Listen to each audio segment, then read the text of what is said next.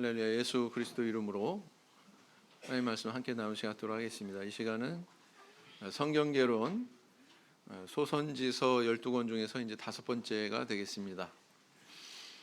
미가서에 대해서 살펴보도록 하겠습니다. 어떻게 우리 성도님들 그 앞에서 배운 소선지서 어느 경권부터 시작이 됐었죠? 호세아, 그죠? 뭐 대선지서, 소선지서 이거는요, 뭐 선지자가 뭐 위대하고 위대하지 않고 뭐 그런 것에 따라 구분한 것이 아니고요, 분량, 기록이 된 분량에 따라서 단순하게 이렇게 분류가 돼 있는 겁니다. 그래서 호세아서부터는 이제 소선지서로 이렇게 분류를 하죠. 그래서 우리 성도님들이요, 대충 선지자 이름을 딱 들으면 그 안에는 뭐가 있다, 어떤 내용이 있다, 이 정도 기억하시면 됩니다. 가령 예를 들어서 음녀 고멜에 대한 거 어떤 선지자요? 호세아.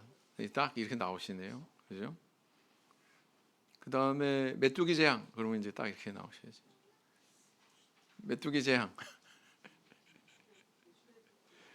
출애굽기에도 나와요. 요엘, 그죠? 네, 그래서 여호와의 날에 대한 그런 예언이 있었고, 그 다음에 또 공법을 물같이 정의를 하수같이, 이게 핵심 요절이라고 그랬죠. 이게 들어간 부분이 공법을 물같이 정의를 하수같이, 이게 없기 때문에 멸망했다. 그러니까 이것을 회복해라. 뭐예요? 아모스. 그렇죠. 그래서 어떤 내용이 어디에 있다, 뭐 핵심적인 그런 내용은 좀 알아두는 것이 좋습니다. 나는 몰라요. 모르셔도 돼요. 또 제가 계속 반복하니까 따라오시다 보면 자동으로 저절로 그렇게 익혀지실 것으로 생각이 됩니다. 자, 그 다음에 또 뭐가 있었죠? 에돔 족속에 대해서 특별히 예언한 페트라, 에돔 족속, 그럼 오바디아, 그죠? 물고기 뱃속에 들어간 선지자, 그건 너무나도 쉽죠. 네. 자, 그리고 이제 오늘은 이제 미가서인데요. 미가서도 역시 미가라고 하는 선지자의 이름에서 기원을 했고, 이 이름의 뜻은 뭐냐면은 누가 여호와와 같으리요, 네, 이런 뜻이라고 합니다. 한글 성경도 이에 따라서 이제 명명했고요. 이제 그 저자가 미가라고 하는 것은 이제 본서 안에 있는 자체적인 증거, 이걸 내증 그래요. 내적인 증거, 성경 내에 있는 증거, 이렇게 의미하는 것이죠. 그래서 여기에 대해서는 뭐 이견이 없다. 기록 연대는 한 BC 700년경, 예수님 오시기 전 700년 전 이 무렵으로 그렇게 추정을 합니다. 721년에 어떤 일이 있었나요? 721년에 북이스라엘이 멸망했습니다. 그래서 700년은 그 사건이 벌어진 이후, 그 무렵. 왜냐하면 BC는요 거꾸로 거슬러 올라가요. 숫자가 늘어날수록 더 오래된 겁니다. 그래서 BC는 예수님 기준으로 이제 서기가 이렇게 시작이 되죠. 근데 이 거꾸로 거슬러가는 그 연대는 이걸 기준으로 카운트하기 때문에 여기서부터 1년, 2년, 3년, 4년, BC 1년, 2년, 3년, 4년 이런 식으로 하기 때문에 숫자가 높을수록 오래된 거다, 이렇게 생각하시면 됩니다. 자, 그 다음에 이제 미가서의 배경, 이게 사실은 개론을 하는 이유다, 뭐 이렇게 볼 수가 있겠죠. 배경에 대한 것을 이해해야 성경이 제대로 보일 수 있다.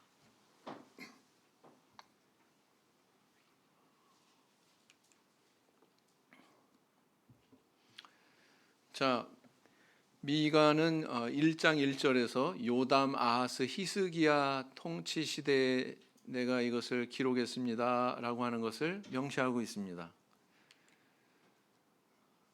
또 이제 1장 6절에서 뭐 7절, 10절에서 16절 이런 말씀을 보면은요, 사마리아가 멸망한 사건에 대해서도 기록하고 있고, 또 아수르 왕 사르곤 2세라고 하는 인물이 블레셋과의 경계 지역을 침략한 사건도 기록하고 있기 때문에 그러면은 이건 역사적인 사건이니까 그것으로 인해서 연대 추정이 가능하겠죠. 언제쯤이다. 따져보니까 히스기야 왕 통치기에 이 미가 선지자가 활동했구나. 그리고 이 시대는 또 이사야 선지자가 활동한 시대와도 일치합니다. 그래서 이사야 선지자가 활동하던 그 시대에 같이 활동했던 동무 선지자, 친구 선지자, 그러면 미가 선지자 이렇게 생각하시면 됩니다. 그래서 그런지 이 두 사람이 내는 목소리가 공통 분모가 많아요. 그래서 그렇다. 자, 이 시기는 어떤 시기였느냐? 아수르는 이제 최강국으로 이제 부상하기 시작했었고 주변 나라를 이렇게 정복하려고 호시탐탐 이렇게 노리고 있는 그런 가운데 있었죠. 그래서 결국은 그 북이스라엘을 721년에 멸망시켰고 BC. 그 다음에 이제 북이스라엘 밑에 뭐가 있어요? 남유다가 있죠. 남유다도 멸망시키려고 몇 차례 이렇게 침공을 합니다. 성경에도 나오고 우리가 가끔 보여드리는 영상에도 나오는 유명한 임금이 사네립이죠. 사네립. 그래서 히스기야 왕이 기도로 물리치죠. 이 왕의 침공을 동영상에는 세나케립 이렇게 나올 거예요. 동일한 인물입니다. 자, 그런데 이런 어려움을 당하면 남유다는 정신 차려야 되는데 정신을 못 차렸다. 여전히 우상 숭배하고 도덕적으로 타락하는 그런 신앙의 모습에서 벗어나지 않았다라는 겁니다. 이제 어느 정도 어떤 분은 눈치를 채셨겠지만 이제 성경을 이렇게 보다 보면은요 커다란 두 줄기가 발견이 돼요. 두 줄기가 하나님에 대한 신앙, 그다음 이웃에 대한 실천, 이렇게 두 줄기가 발견이 됩니다. 여기도 제가 뭐라고 썼어요? 우상숭배. 하나님에 대한 사랑이 무너진 게 우상숭배죠. 그다음 이웃 간의 어떤 그런 실천의 문제가 제대로 이루어지지 않는 것, 이게 또 도덕적 타락이다 이렇게 볼 수가 있습니다. 그래서 커다란 두 개의 축이 발견이 된다. 그래서 이제 미가 선지자가 이렇게 일어나서 선민에 대한 그런 형식적인 신앙생활, 그 다음에 나아가서 부자들의 탐욕. 여러분 부자들이 좀 양보하고 가난한 사람들 배려하고 그럴 것 같은데 오늘날에도 마찬가지지만 과거에도 오히려 부자들이 어떻다고요? 더 우리도 잘 입에 담잖아요. 더 뭐라고요? 지독하다고요. 더 탐욕스럽고 그렇죠? 그래서 이제 그 사회가 정의롭지 못하고 많은 사람들이 이제 그런 정의롭지 않은 사회 속에서 살다 보니 고통당하고 여러 가지로 뭐 사기도 당하고 뭐 그런 상황이 오늘날에만 있는 게 아니라 이 시대에도 있었다는 거예요. 그런 상황에 대해서 막 지적하고 질책하고 이렇게 가면 너네들 망한다 이렇게 경고하고 있는 거죠. 그렇습니다. 그래서 이제 이렇게 회개하지 않으면 하나님께서 이렇게 심판하실 거야. 제가 전에 그렇게 말씀드렸잖아요. 이스라엘 백성들의 가장 어두운 그런 시기에 하나님께서는 가장 많은 선지자들을 보내셨다. 그 말씀 드렸죠? 그 가장 많은 선지자들이 바로 소선지서를 기록한 그 선지자들이거든요. 그러니까 메시지 내용이 어때요? 그들이 기록한 내용이 어떻겠어요? 이대로 가면 멸망해, 이대로 가면 하나님 심판해, 이런 내용일 거 아니에요. 그렇지 않습니까? 당연히 그렇겠죠. 그러니까 그 내용이 나올 수밖에 없는 것이고, 그러면 선지자들이 그것만 그 예언을 했느냐? 오늘도 드러나듯이 그런 심판 이후에 있을 하나님의 구원에 대해서도 여전히 이 미가 선지자도 예외 없이 이야기하고 있다. 그래서 이 메시아 왕국이 임해서 이렇게 선민이 다시 회복될 것이다. 이런 내용이 또 이 미가 선지자에도 드러나고 있습니다.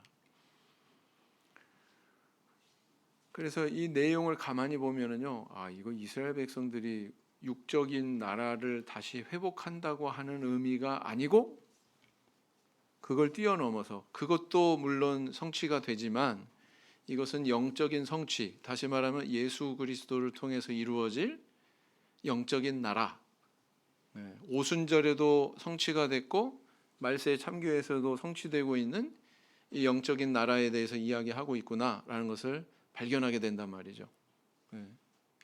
그것은 이제 조금 이따 살펴볼 거고요. 그래서 이제 이 미가서에는 또 특이한 점이 뭐냐면은 마태복음 2장에 보면 예수님의 탄생할 그런 장소에 대해서 유대인들이 그 예언의 내용을 탁 집어내는 그런 내용이 기록이 되어 있죠. 동방에서 박사들이 와가지고 여기 유대인의 임금으로 나신 이가 어디 계시뇨? 질문하니까 바로 답이 나왔어요. 종교 지도자들 입에서 베들레헴입니다. 이렇게, 그죠? 근데 그 베들레헴에 대한 예언이 나와 있는 구절이 구약 성경에 딱 한 구절 있거든요. 딱 한 구절인데 그 구절 있는 성경이 바로 미가서입니다. 미가서. 미가서 5장 2절에 나와 있습니다. 자, 그리고 또 어떤 내용이 있냐면은 이제 남은 자에 대한 그런 내용은 어디에 주로 많이 기록이 되어 있다고 제가 말씀드렸어요? 이사야. 그렇죠? 자, 아까 이사야 선지자랑 같은 시대에 활동했던 선지자가 미가 선지자라고 그랬는데, 남은 자라고 하는 이 표현이 또 미가서에도 나온다는 부분에 대해서 우리가 주목해 볼 필요가 있죠. 그래서요, 미가서의 별명이 있어요. 뭐냐면 소이사야서다. 이렇게. 이사야서랑 유사해요. 시대 배경도 같아. 그죠? 같은 시대에 활동했어요. 그러다 보니까 메시지도 이렇게 유사하다. 표현도 동일하다. 남은 자가 계속 나오고 있다라는 것입니다. 그래서 남은 자 그러면 어떤 성경을 딱 떠올리셔야 돼요? 두 개, 하나 이사야, 하나 미가, 이렇게 생각하시면 됩니다. 그 구절을 구체적으로 보면은요, 이사야서하고 미가서가 동일하게 기록이 되어 있는 이런 내용이 있어요. 자, 여기 한번 읽어보겠습니다. 이사야 2장 2절에서 3절까지 말씀이거든요. 읽어보겠습니다. 시작. 말일에 여호와의 전에 산이 모든 산 꼭대기에 굳게 설 것이요 모든 작은 산 위에 뛰어나리니 만방이 그리로 모여들 것이라. 많은 백성이 가며 이르기를 오라 우리가 여호와의 산에 오르며 야곱의 하나님의 전에 이르자. 그가 그 도로 우리에게 가르치실 것이라. 우리가 그 길로 행하리라 하리니 이는 율법이 시온에서부터 나올 것이요 여호와의 말씀이 예루살렘에서부터 나올 것임이니라 그랬어요. 이사야 선지자가 이걸 예언했어요. 어느 때? 말일에. 뭐가? 여호와의 전에 산이 어디에 뛰어나요? 모든 산 꼭대기에 굳게 설 것이요 그랬어요. 모든 작은 산 위에 뛰어나리니 그랬어요. 뭘 얘기하는 걸까요? 예수 그리스도를 통해서 성취된 그 상황을 지금 예언하고 있는 건데, 그죠? 여호와의 산이 모든 산에 뛰어날 것이다. 여기서 산은 뭐예요? 시온산. 그 산에 둘려져서 세워진 성이 뭐예요? 예루살렘 성. 그렇죠? 그래서 보면은요, 구약 성경에 예언서에 특히 시온산과 예루살렘, 시온과 예루살렘 이런 식으로 많이 나옵니다. 동일한 장소를 의미하는 거예요. 이것은 바로 신약 시대에 와서 하나님께서 세우신 참다운 교회를 상징한다, 이렇게 볼 수 있습니다. 어떤 교회일까요? 참예수교회죠. 네. 그래서 여기서부터 그 여호와의 말씀이 선포된다, 이렇게 이야기하고 있습니다. 근데 미가서 4장 1절을 보세요. 또 한번 읽어보겠습니다. 시작. 산이 산들의 꼭대기에 굳게 서며 작은 산들 위에 뛰어나고 민족들이 그리로 몰려갈 것이라. 곧 많은 이방이 가며 이르기를 오라 우리가 여호와의 산에 올라가서 야곱의 하나님의 전에 이르자. 그가 그 도로 우리에게 가르치실 것이라. 우리가 그 길로 행하리라 하리니 이는 율법이 시온에서부터 나올 것이요 여호와의 말씀이 예루살렘에서부터 나올 것임이라 했어요. 동일하죠? 네, 아주 동일하죠. 그다음 이것은 기록된 내용은 동일하지 않은데 내용상 같다고 볼 수 있다. 내용상. 이사야서 10장 20절에서 21절 시작.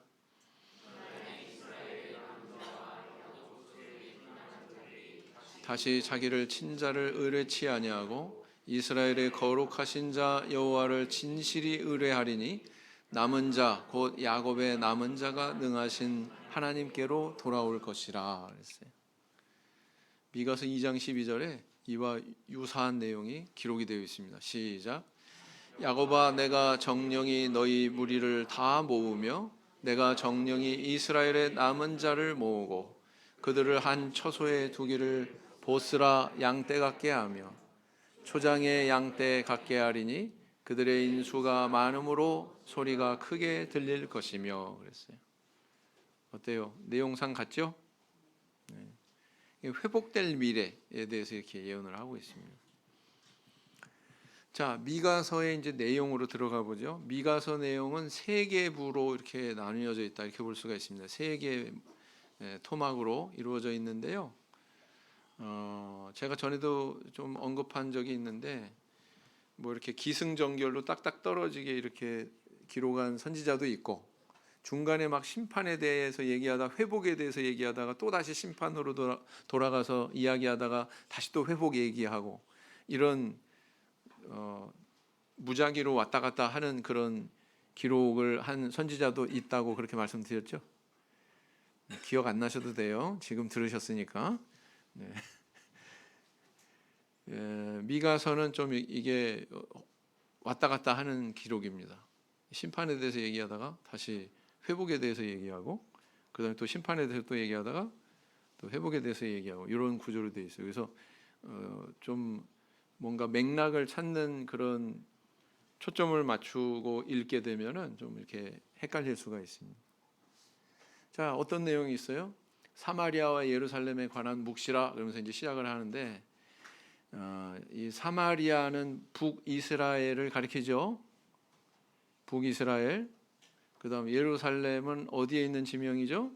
남유다. 그러니까 이 두 지명을 통해서 이 두 왕국을 표상하는 거예요. 겨냥하는 거예요. 그래서 사마리아에 심판을 내리신다.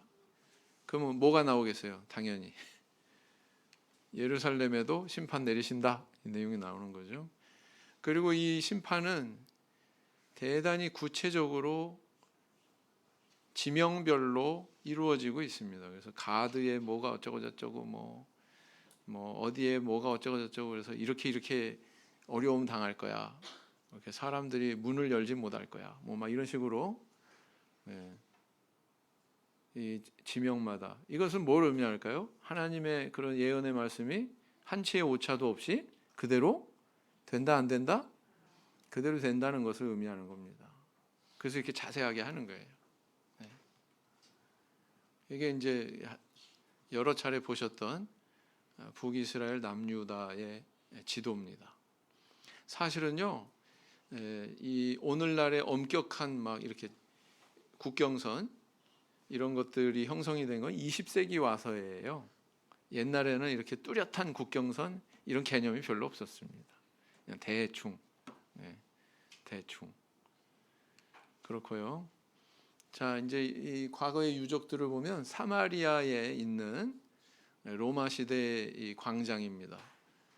그 광장에는 특징이 뭐냐면 저렇게 주랑이 쫙 서 있죠. 로마식 그런 거리의 특징이다 이렇게 볼 수가 있습니다. 오므리 아합 왕 시절에 왕궁으로 썼던 그런 왕궁터 유적이 아직도 남아 있어요. 과거에 화려했으면 뭐 합니까?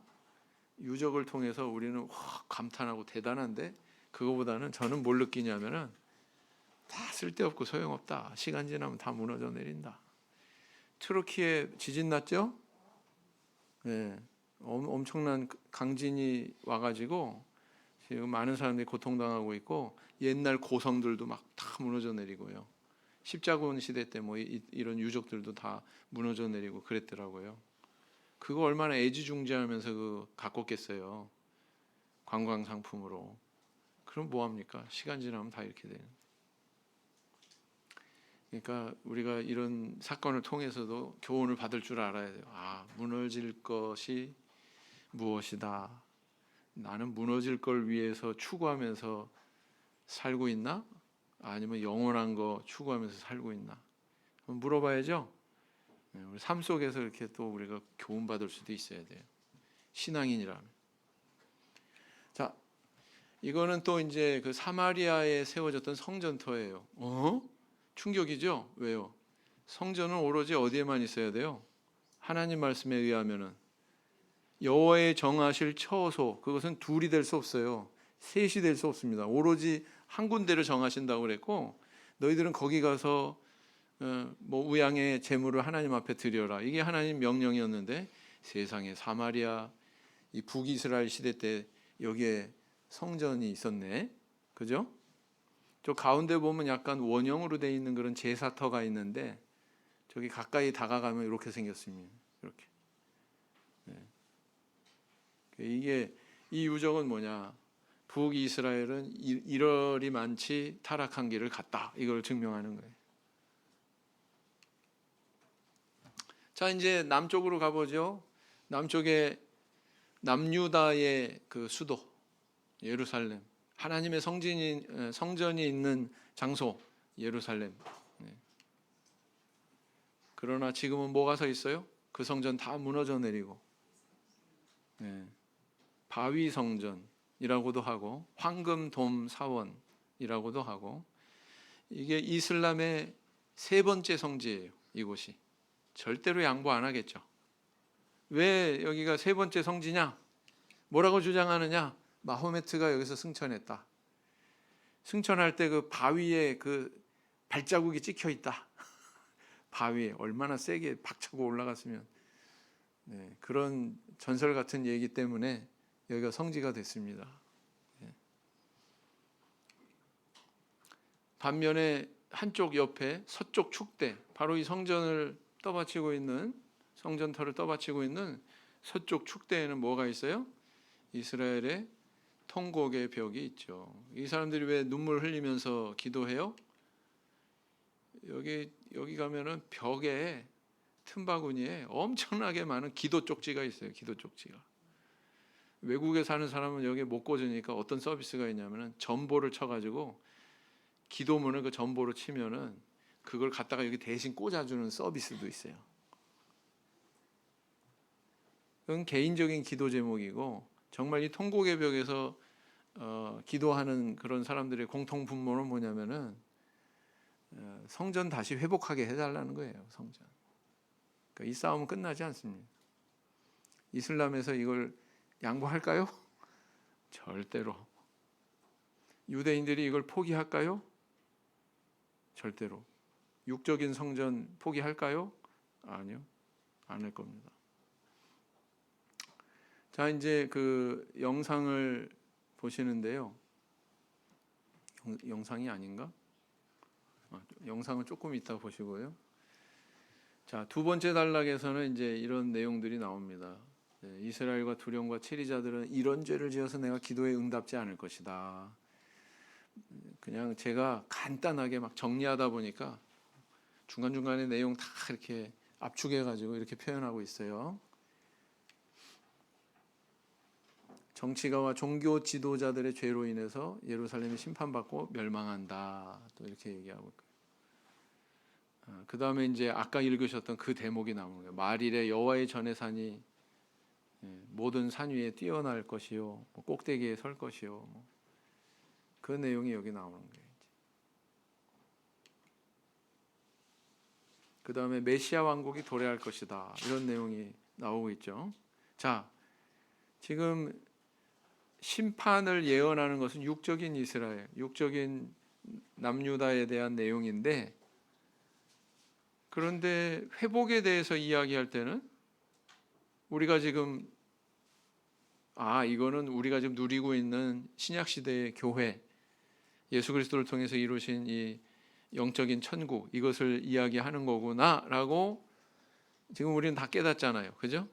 그런 내용들이 쭉 나와요. 육적인 걸로 시작해서 육적인 심판에 대한 이야기로 시작해서 영적인 회복에 대한 이야기로 계속 이끌리는 그런 구조를 우리가 발견할 수가 있습니다. 그래서 여호와께서 원수들의 손에서 구원하실 것이다. 그 다음 또 말일에 베들레헴에서 한 위대한 왕이 나타나서 구원을 이룰 것이다. 이게 미가서 5장 2절에 있다고 그랬죠.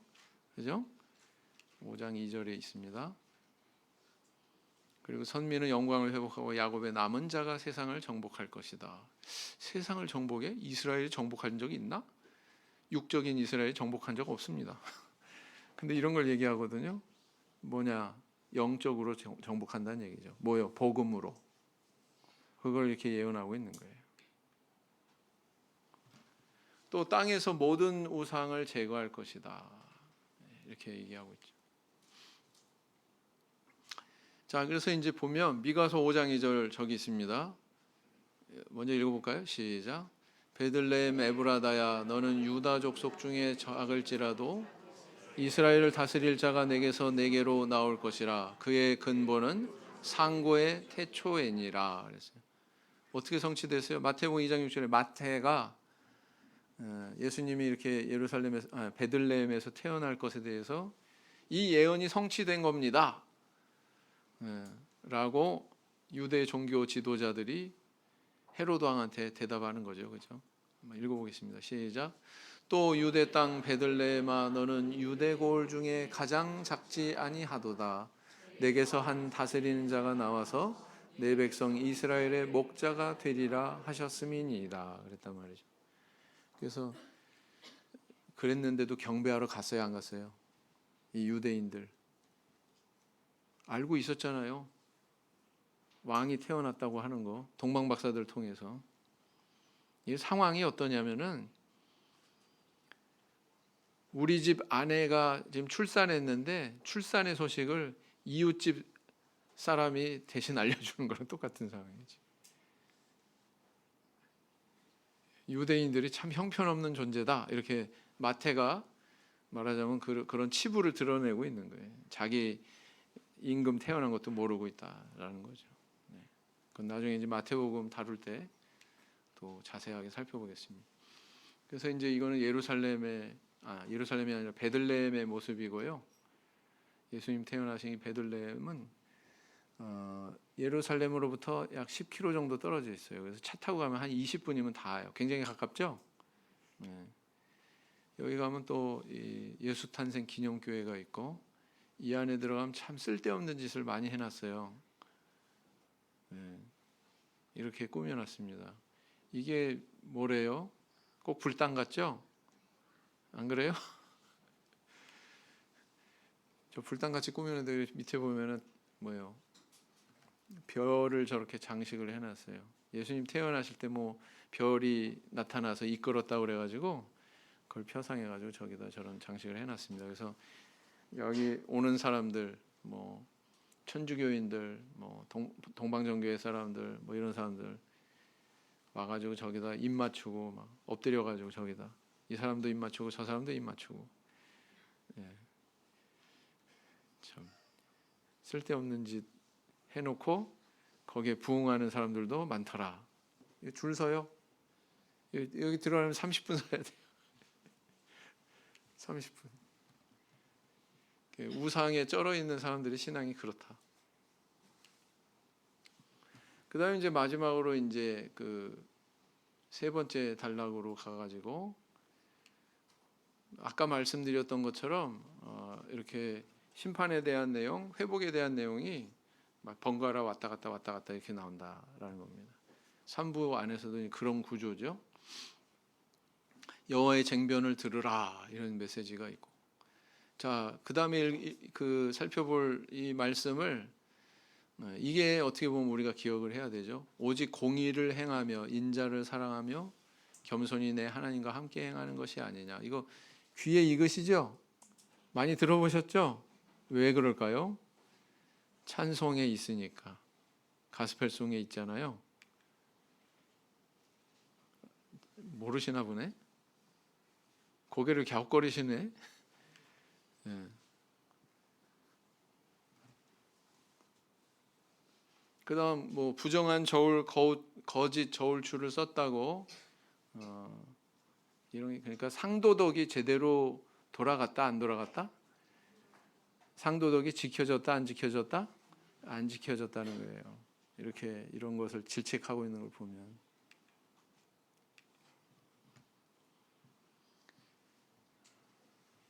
그래서 사회가 어두워지잖아요. 그러면은 의를 행하는 사람들이 거의 없어지죠. 헤아려 보기 힘들어지죠. 그러면 이제 끝이 오는 거예요. 자, 이웃을 믿지 말고 친구를 의지하지 말고 내 품에 누운 여인에게도 입의 문을 지키라. 집안 식구가 원수일 것이다. 이것도 귀에 익으시죠? 예수님께서 이 부분을 인용하셔가지고 예언하셨었구나, 말씀하셨었구나. 제자들 가르치고 그럴 때 이 대목이 나오죠. 이건 뭘 의미해요? 이 시대가 그만큼 같은 집안 식구조차도 믿을 수 있었다 없었다? 없었다는 걸 의미하는 거예요. 같은 식구끼리도 가장 가까워야 되는데 믿을 수 없었던 그런 시대상을 보여주고 있는 겁니다. 나는 엎드러져도 일어난다. 그러나 그런 가운데 또 회복을 이야기하고 있죠. 내가 그의 의를 보리라. 뭐 이런 말씀도 역시 마찬가지고요. 나의 대적이 이를 보고 부끄러워하리라. 이렇게 회복이 될 미래에 대해서 영거포와 예언을 하고 있다라는 겁니다. 너 선민은 일어나고 그 이방은 황무할 것이다. 결국 마지막에는 이제 희망적인 메시지로 이렇게 끝나고 있죠. 주와 같은 신이 어디 있으리이까? 우리 죄를 깊은 바다에 던지시리이다. 이거 우리한테 성취됐죠? 우리가 이렇게 세례받고 근본적인 죄의 문제를 해결할 미래에 대해서 미가 선지자는 자신의 저서에서 이렇게 이미 기록하고 있다. 예수님을 통해서 이루어질 미래의 메시아 왕국에는 이런 상황이 벌어진다라는 것입니다. 선민에게 성실을 베푸시고 인애를 더하실 것이다. 다시 회복할 미래를 말씀하고 있는 거죠. 그래서 미가서 다른 거 다 잊어버리셔도 여기는 두 가지가 다 나오고 있어요. 공법을 물같이 정의를 하수같이. 아모스 기억나시죠? 30분 전에 얘기했는데 또 잊어버리셨나? 공법을 물같이 정의를 하수같이. 이게 공법 정의만 부르짖는 게 아니고 이 미가 선지자 특징은 뭐냐면은 공의도 언급하는데 뭐도 언급을 하냐면은 인자를 사랑하라. 사실 인자라고 하는 단어는 사랑이란 뜻이에요. 사랑. 그래서 공의와 사랑을 다 언급하고 있다라는 것입니다. 그래서 미가서의 맥락은 하나님 바라시는 것이 뭐냐? 바로 이거다. 공의를 행하며 인자를 사랑하며 하나님이 행하시는 것과 같은 길을 가라. 아까 그 구절이죠.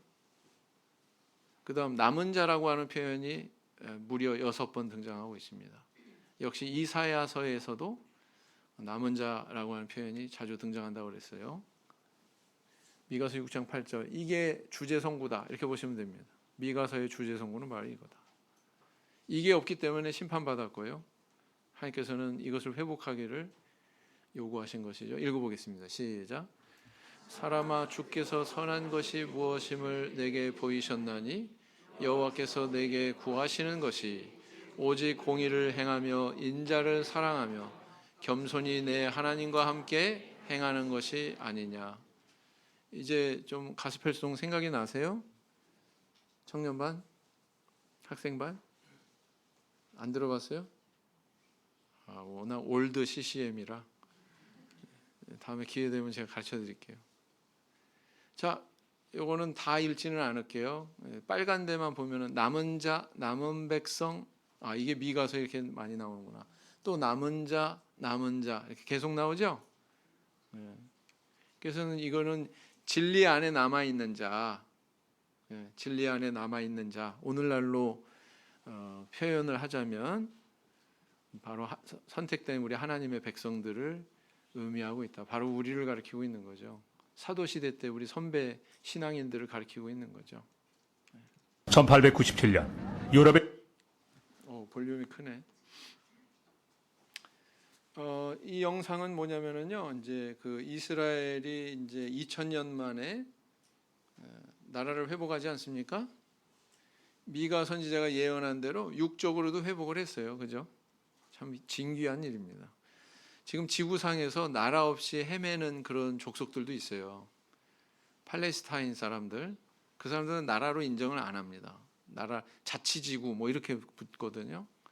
뿐만 아니라 또 저기 뭐 트루키에 지진난 그 나라 일부 트루키에 시리아, 이라크, 그다음 이란에 걸쳐서 네 나라에 걸쳐서 자기 나라 없이 그냥 그 국경선 근처에서 살아가고 있는 족속이 있어요. 혹시 들어보셨나요? 쿠르드족. 뉴스에서 아마 자주 접할 거예요. 이 사람들이 한 3,300만 명 정도예요. 3,300만. 어마어마한 숫자죠. 대만보다도 한 1,000만 명이 많은 숫자예요. 근데 나라가 없어요. 이 사람들은. 근데 이스라엘은 참 특이한 나라죠. 이 사람들은 그 지금 본토에는 그 팔레스타인 본토에는 한 600만 뭐 그 정도밖에 안 될 거예요.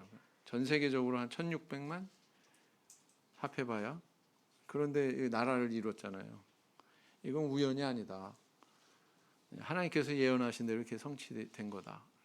한번 보시겠습니다. 1897년 유럽의 시온주의자들이 모여 팔레스타인 지역에 새로운 유대인의 국가를 건설할 것을 천명했다. 시온주의자들이 처음 그곳을 찾았을 때 팔레스타인 사람들은 이미 그곳에서 수천 년 동안 살아오고 있었다. 1939년 5월 영국 정부는 향후 5년 동안 유대인의 팔레스타인 이주를 7만 5천 명으로 제한한다는 정부 백서를 발간한다.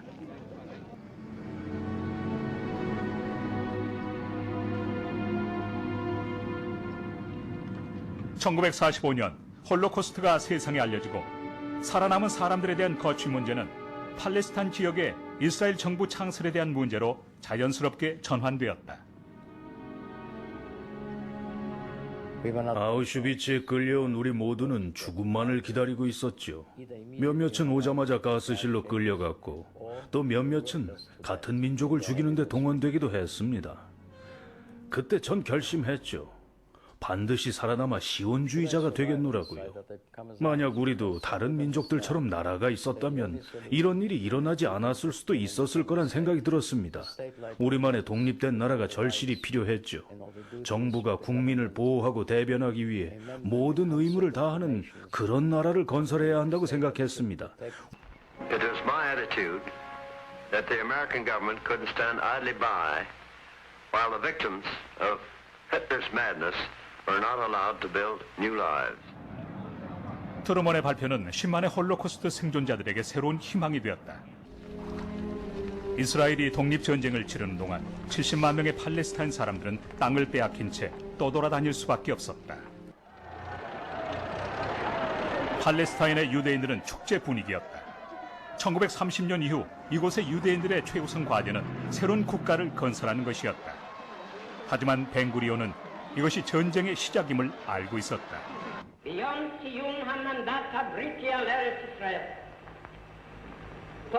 같은 날 벤구리온은 이날 자정을 기해 이스라엘의 탄생을 공표했다.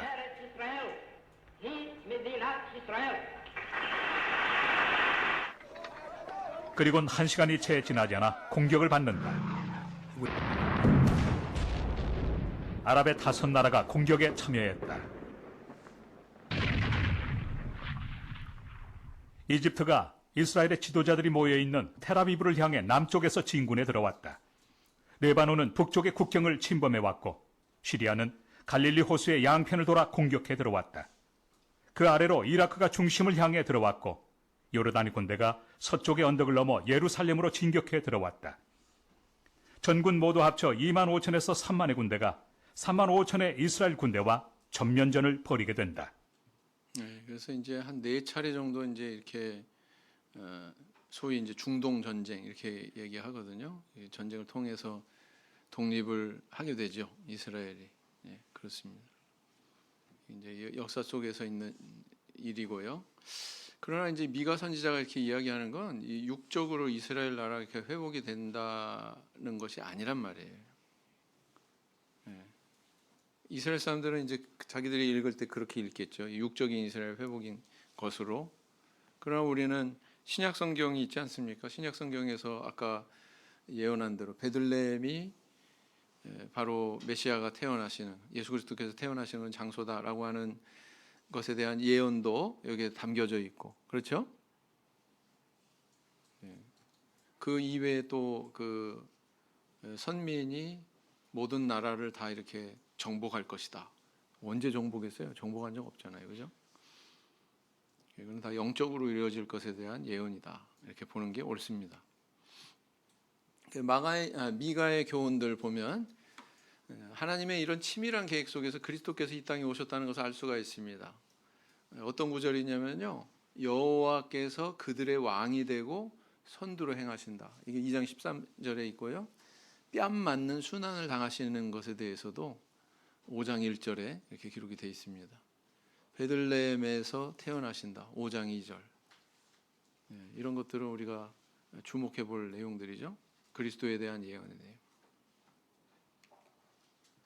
그다음에 이제 두 번째는 뭐냐면은 지도자는 공의를, 백성은 정직을 행해라. 이런 목소리가 여기 녹아져 있죠. 그러니까 이건 오늘날 우리도 이제 돌아봐야 되는 그런 내용들이죠.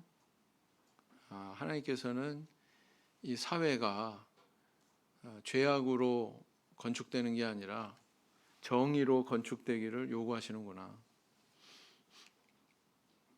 그다음 공의와 정직이 없는 부패한 사회는 이렇게 된다. 그래서 조목조목 이제 지적을 하고 있죠. 그런 내용들을 이렇게 정리한 겁니다. 그다음 말일에는 정의와 공의가 지배하는 이런 메시아 왕국이 올 것이다. 거기에 대한 예언의 내용입니다. 이걸 PDF 파일로 저희들이 이제 그 신도의 사역자방에 공유를 하고 있으니까요. 이런 것들을 다운 받으셔가지고 예배 시간에 이제 필기하시면서 보셔도 되고, 또 나중에 혼자서 학습하실 때 유튜브 영상 띄워놓으시고 보시면서 또 이렇게 복습하셔도 될 것 같습니다. 자, 오늘은 여기까지 살펴봤습니다. 묵상기도 하시겠습니다.